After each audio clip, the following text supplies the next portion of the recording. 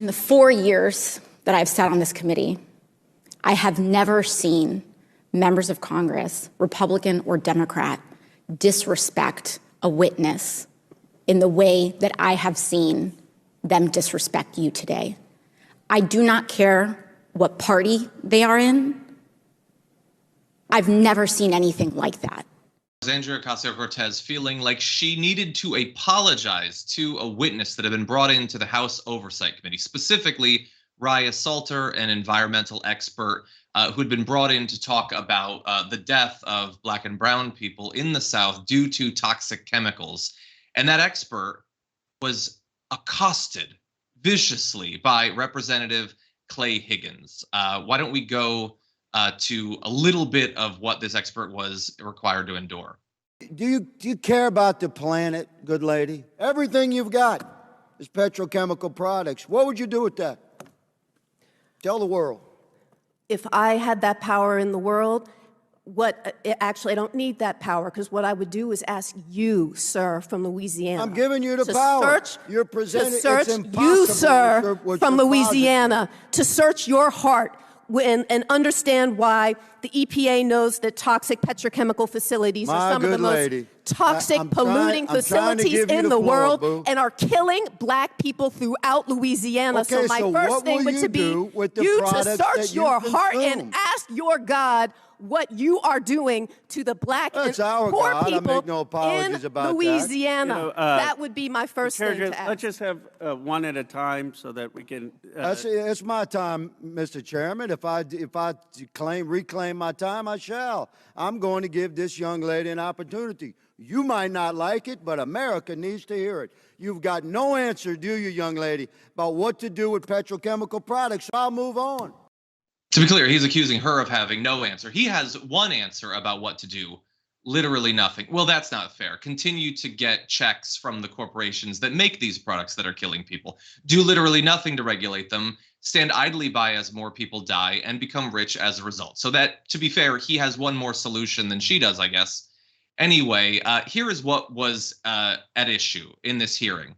It was on the tens of billions of dollars oil companies rake in annually and their failure to mitigate the damage their extraction practices are doing to the planet, instead embarking on what are termed greenwashing campaigns, while people in frontline communities across the US and the world face increasingly extreme weather events fueled by the heating of the planet.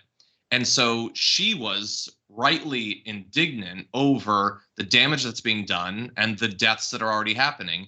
He was incredibly frustrated that she cared and that there was a hearing intended to actually fix the problem.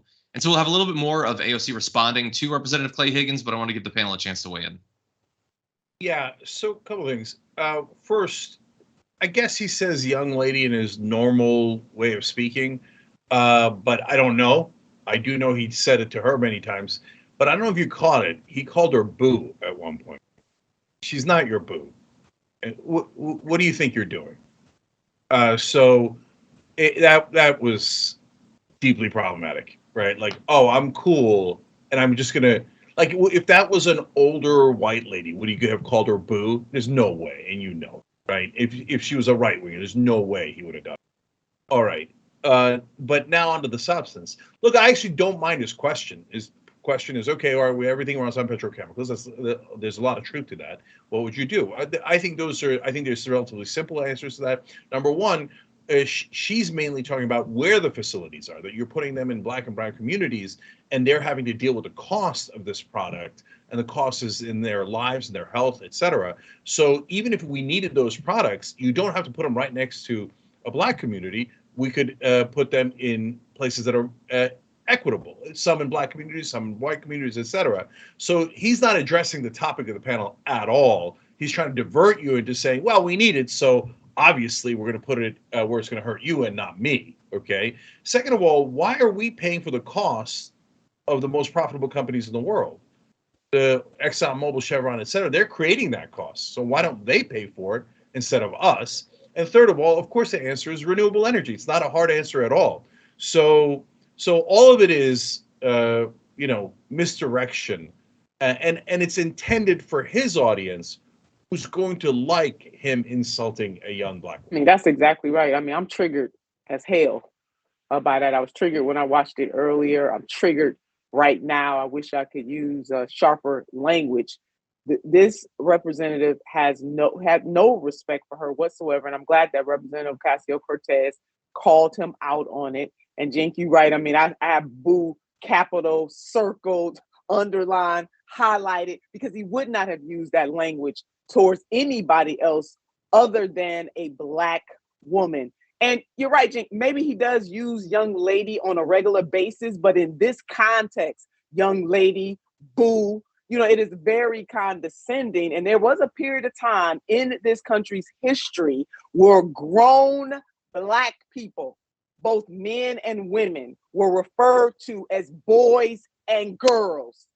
This is a damn microaggression. She's feeling the microaggression. These are things that Black people go through all the time, whether you're testifying before Congress with a ass of a congressperson or not. But it's the context by which he's using all of these terms. And lastly, yes, he's going to answer to his owner donors. And that was all a show for both of his bases, Cenk and John, both the owner donor base and also his electorate base, his electoral base. Oh, he put on a show for them. 100%. I would have jumped over that table and I want to jump over that table and choke him. It would have been worth it. It would have been worth it. I would have loved to have seen it. But to be carted out. Her response was strong too. She did not allow him to just bully her. No, she did not. She knew exactly what was happening, because you know what? This ain't the first time she had to deal with a white man like him. Maybe they didn't come like that, but she's had to deal. She's been in these kind of situations before. But definitely, he deserves somebody to jump over that table. Yeah, and bear in mind the incentives. That guy can do that knowing it's being recorded and knowing that the more vicious, the more misogynistic, the more racist he is, the better a clip it's going to make for Twitter. It's disgusting, the incentives that have been set up. That's exactly right. It now, really is. Thankfully, we do have some people with a bit of empathy, a bit of compassion. So let's give you a little bit more of Representative Ocasio-Cortez. For the gentleman of Louisiana and the comfort that he felt in yelling at you like that, there's more than one way to get a point across.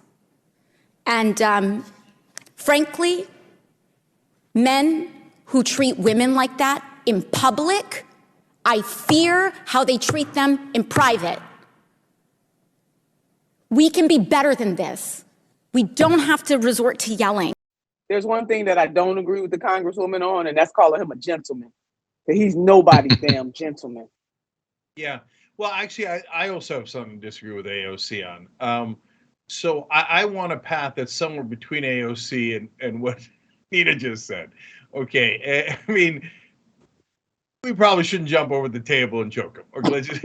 I guess we shouldn't. No, we shouldn't. Symbolically. Symbolically, metaphorically. Okay.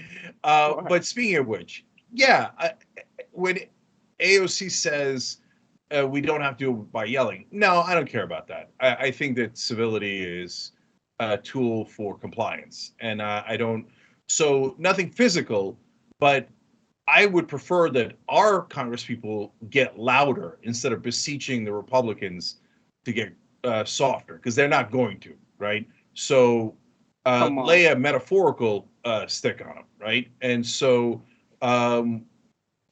yeah, for here, I'll give you an excellent example of how to do that. So let's show you graphic 2. This is the donors of Clay Higgins. You know what Nina just referred to as his owner donors, because they own all these politicians. And look at that. First of all, this is a tiny example of it because there's dark money PACs. There's so many other ways that lobbyists funnel money to representatives like Higgins. But there you see number 4 on his list is oil and gas. Among his top 5 donors are oil and gas industry. And here's this corrupt son of a bitch in Congress calling people boo, etc., to demean them when he's stuffing his pockets full of oil and gas money. Higgins is a crook. Wouldn't it be amazing if there was someone in Congress who, instead of like getting offended, say, hey, I'd like to point out that my colleague here, Congressman Higgins, is a crook, and he's using this as a smokescreen to do his getaway. He stuffed all that money into his pockets from the oil and gas industry, And he doesn't care about whether you're left wing, right wing, you're his voter or not, black, white. He doesn't care. He, by the way, to be fair to him, he would put it right next to a white community and poison you too, as long as you paid him enough. That's who the corrupt son of a bitch Clay Higgins is. But unfortunately for Democrats, that's considered a third rail. You can't do that in Washington because feelings will be hurt. You are so right. I mean, I've been in many a committee, and I'm glad that you pointed out that his line of questioning was not these fools. But I'm gonna give it to the Congresswoman. At least she said something about it. But Cenk, you right. We need some ham. Go ham on these fools, metaphorically speaking. Go harder.